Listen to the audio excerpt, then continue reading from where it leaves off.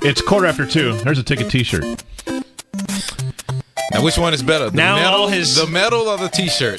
Tell the truth. Which one? It was easier to get to us, though. Now all Ben Gold's dreams have been realized. Ben Gold, the great Ben Gold, is in studio with us. That's right, girls. He once got over 17 million points in Q*bert. So you haven't... How long did that take you? 36 hours. Hey, right into the mic. Yeah. Right into 36 the mic. hours. 36 hours. And you didn't sleep? No. It took, the hardest part was between like 2 and 6 in the morning, but after that I recovered, got my second wind, and it was fine. Did Jolt Cola or anything play a role in all of this? There wasn't any of that, but a lot of Coca-Cola I did have at that time. Good. You were 16 years old? Yes. When you're on the cover of Life in 1982? Uh-huh. So I'm bad at math. How old are you? I am 42.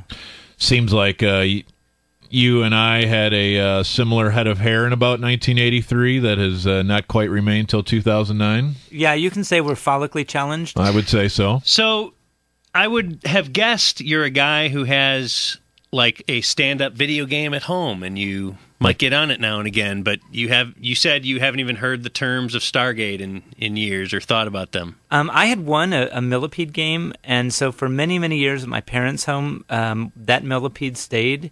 And then also we had bought a Crystal Castles. Now, I guess about 3 years ago when we sold our home, I actually sold that millipede machine. Really? Yes, and there was a guy in California who bought it and really appreciated the history. And I explained that is actually in the movie Chasing Ghosts. You'll see that the millipede game in our is in the movie. So I said, actually owned by Ben Gold. He drove all the way from California to pick it up, huh? No, I shipped it to him. Oh, okay. So if you step in front of a Stargate right now, how many points? I don't know. How long could you play without dying? I probably could play 10, 15 minutes. Now, was it similar? Like, Pac-Man was so basic. If you got that pattern down, you could do Pac-Man for a long time. Was Stargate the same, or...? Stargate, there was no pattern, but the thing about the Stargate was that because there was a free man every 10,000 points, and very quickly people learned to get 20, 30, 40,000 per man, it was easy to store men. Now, the one game that I still play, that I can play reasonably well, is Millipede. And that one, because I did play it a little bit over the years, and I actually met the current Millipede champion about 4 years ago when I was when Chasing Ghosts did that reunion. Obi-Wan and Anakin meeting. No? Well, but I was because the person just got the score like about 2 or 3 years ago.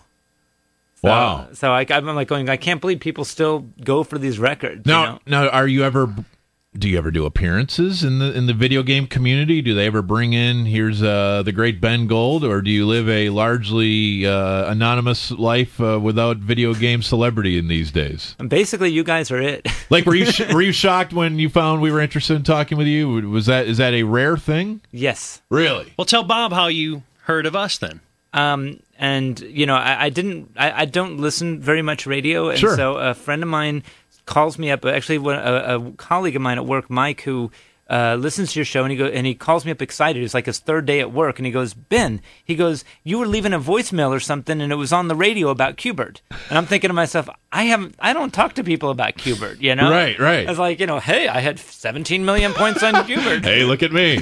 Yeah, I'm this hotshot. So he says to me, the first thing I go, now who's it? Okay, Bob and Dan, and they have the ticket, and they want to. And he goes, I think they want to talk to you, and I'm like, okay, I know they're not going to do like a Bruno on me or something. I don't think so. Like, what did you have last night? Can I stick my tongue down your throat? Oh, that'd really catch him off guard, I bet. The day is young. So he didn't know your secret identity. Yeah, nobody. He just thought you were mild-mannered Ben Gold, friend at work. And not only that, but you're really a superhero. Nobody at my office. I didn't tell anyone. I've started there in January. It's not on your resume? No, it's not on my resume. Q*bert champion. In fact, there's a little Q*bert standing right there. He's a reference. Q*bert. He's got a Q on his chest. All right, so you never pull that out. You never pull the idea that I am a world champion at something. It's a very rare thing. Very few people can say they're a world champion at something. I don't know. It's something that it was a great experience, and yeah, it's kind of fun to talk about it. But like today, my manager at work, he says, yeah, I just downloaded or TiVo'd the Chasing Ghosts, and I didn't tell anyone, about that or whatever. It's now on Showtime or whatever, right? And I think it shows at 3:00 in the morning, so definitely TiVo it. Yes. But yeah, it just never was like I went for 20 years without even really thinking much about this, and then one day these documentaries, there was a bunch of them that came at the same time, and Walter from Twin Galaxy says, Ben, there's all these people that want to know about the history of video games. And Europe, of course, he's a big promoter, and he's like, you're a big part of it. Well, he's got a big book out, right? He's got 2 books. I think it's like $50 on Amazon, The History of Video. I don't know what it is. Do you know what it's called? I think, he actually put 2 books out, one that he just finished about 2 years ago, and one that about 10 years ago, that has a lot of the history as well as the high scores for Twin Galaxies. What do you think? This is Ben Gold, who was on the cover of Life magazine in 1982 at the age of 16, because at that time you held the high score in Stargate. But along with, 15 other guys. Like the Dream Team. The Dream Team were all on the cover because of the video game boom. Do you have good old days syndrome in the sense that, was that a better time for video games? It was a different time because there was a golden age, and the golden age is like between 80 and 83, 84.